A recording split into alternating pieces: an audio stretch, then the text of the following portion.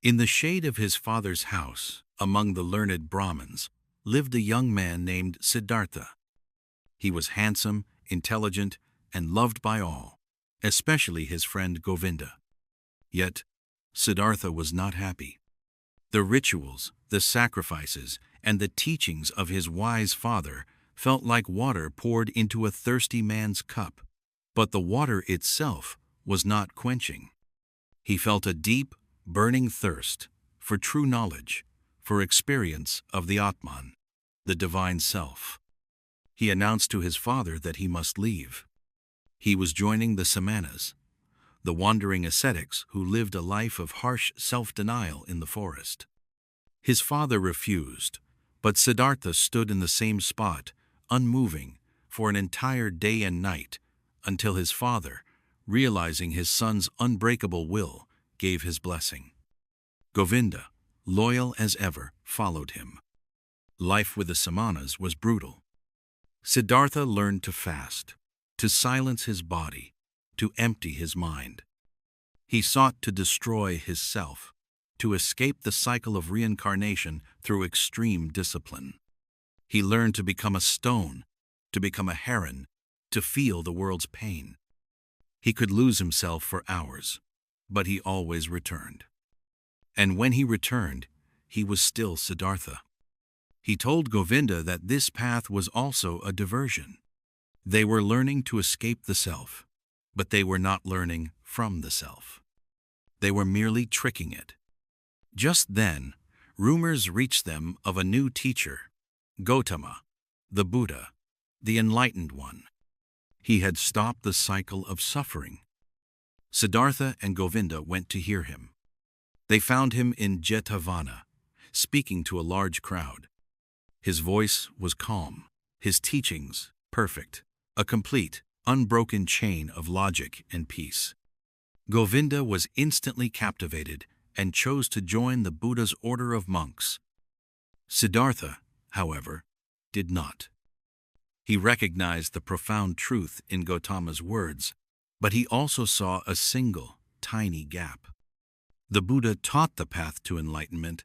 He described the world and its causes, but the experience of enlightenment itself, the final step, could not be taught. It had to be lived. He respectfully told Gautama that he would continue his own search, not for a better teaching, but for himself.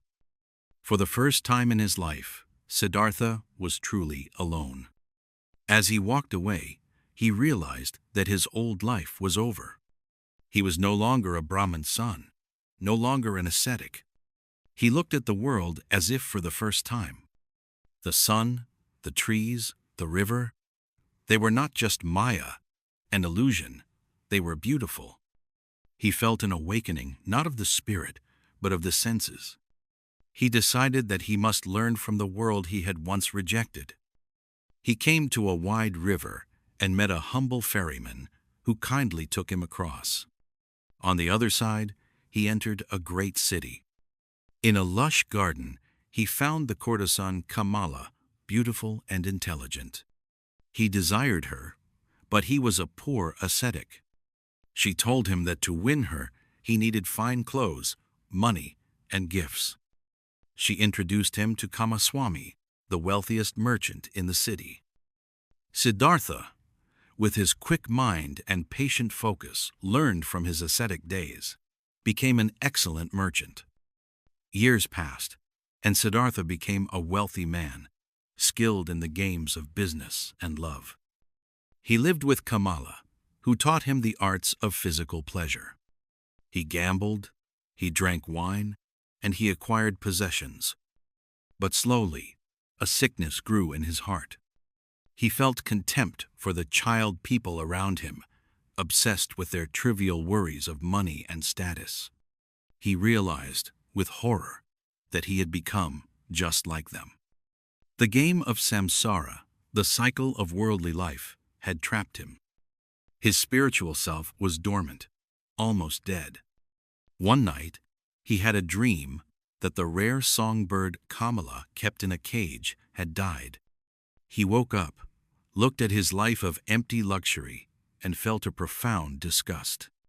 He walked out of the city, leaving his wealth, his home, and Kamala, who, unknown to him, was now carrying his child.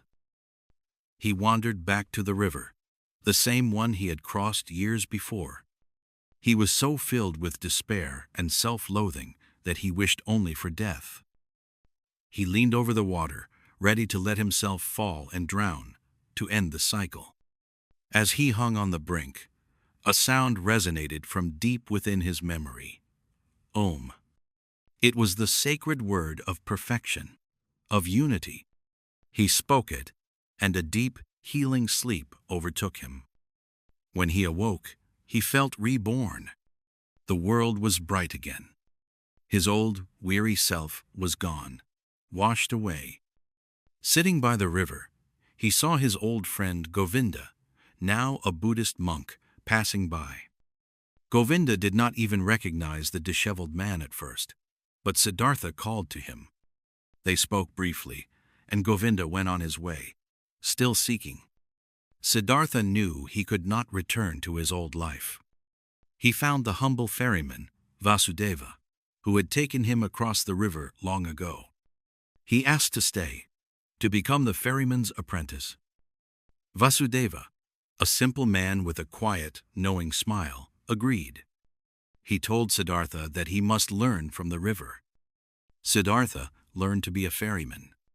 He rowed passengers across, and he sat with Vasudeva, listening. The river, Vasudeva taught him, was a great teacher. It was always flowing, yet always present. It held all things within it. Siddhartha learned to listen to the river's many voices, the voice of joy, of sorrow, of anger, of peace. Years passed in quiet contemplation. One day, a group of pilgrims, followers of the Buddha, came to cross the river. Among them was Kamala, older now, leading a young boy. She was on her way to see the dying Gautama. As she rested on the riverbank, she was bitten by a venomous snake. Siddhartha recognized her instantly. In her dying moments, she recognized him too, and told him that the young boy, also named Siddhartha, was his son. After Kamala died, the boy stayed with Siddhartha and Vasudeva. This was the hardest test of Siddhartha's life. He loved his son, but the boy was a child of the city. He was spoiled, angry, and resentful of his father's simple, spiritual life. Siddhartha tried to love the boy, to teach him, but the boy's presence caused him a deep, painful attachment. He felt a foolish, desperate love, the same childlike love he had once scorned in others. Vasudeva advised patience, reminding him that the river must always return to the sea. One day, the boy insulted Siddhartha, stole their money, and ran away, back to the city. Siddhartha's heart was broken. He followed the boy for a time, but standing at the edge of the city, he realized the boy must make his own path, just as he had done. He returned to the river, his heart heavy with grief. He confessed his pain to Vasudeva.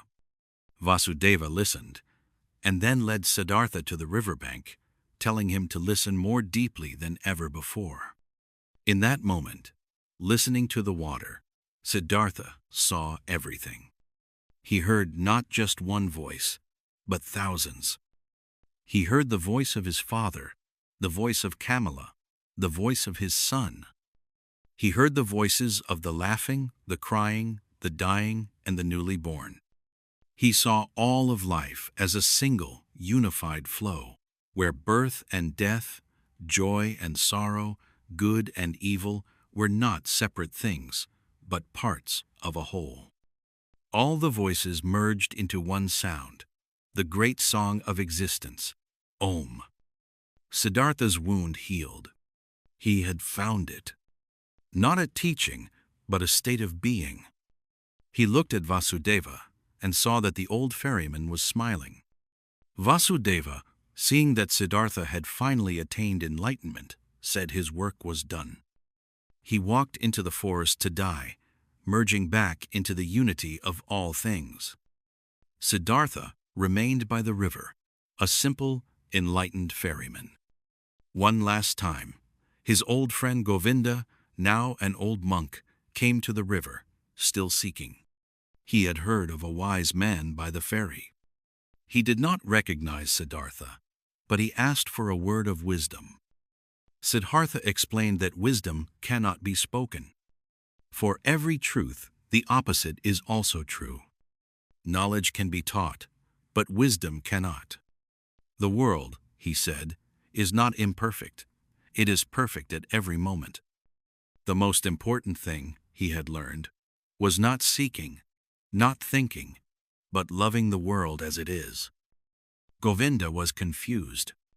He asked for one final gift. Siddhartha told him to kiss his forehead. As Govinda's lips touched his skin, he did not see his friend. He saw a vision, 1,000 faces, 1,000 lives, flowing like the river, a fish, a murderer, a lover, a god, all passing and returning, all part of the same eternal smile. Govinda bowed, weeping, realizing he was in the presence of a true Buddha, a man who had found peace not by rejecting the world, but by embracing it.